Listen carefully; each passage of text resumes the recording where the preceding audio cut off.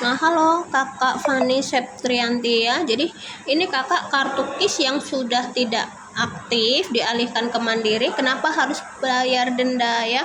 Nah, ini maksudnya gimana Kak? Kemungkinan ini bukan denda. Jadi ada dua kemungkinan. Kalau itu denda, kemungkinan sebelum Kakak punya KIS, Kakak punya BPJS Mandiri, BPJS yang berbayar. Lalu pernah ada tunggakan entah 2 bulan, entah 3 bulan atau lebih, dan di situ Kakak tidak bayar untuk tunggakan tersebut karena merasa aman, sudah dialihkan ke KIS, sudah dialihkan ke yang gratis, Kakak mengabaikan tunggakan yang sebelumnya. Jadi ketika BPJS KIS-nya gratisnya tiba-tiba non aktif, maka Kakak dianggap lalai karena yang tagihan yang sebelumnya belum dilunasi. Jadi kalau ada rawat inap, ya pasti harus melunasi tunggakan dan bayar denda. Itu kemungkinan pertama.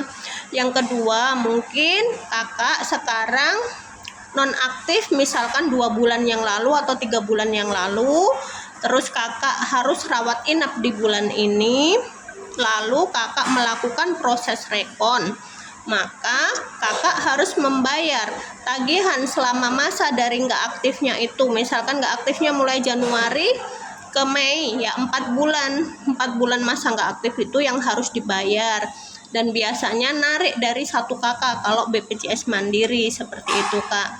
Jadi kemungkinannya dua, Kakak bukan bayar denda ya. Kalau bayar denda biasanya itu karena pernah ada tagihan tunggakan sebelum punya KIS yang tidak dibayar, lalu Kakak harus rawat inap.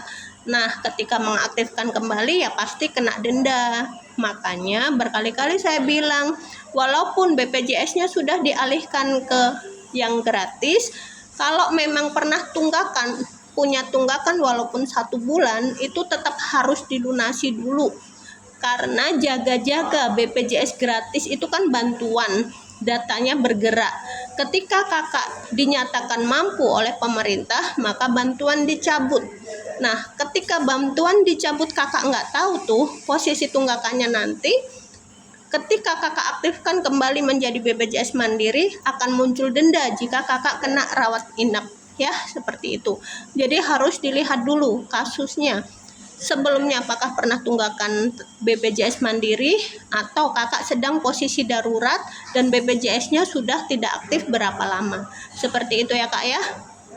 Boleh dijawab lagi di kolom komentar, nanti kita jawab lagi lebih panjang. Terima kasih dan tetap semangat.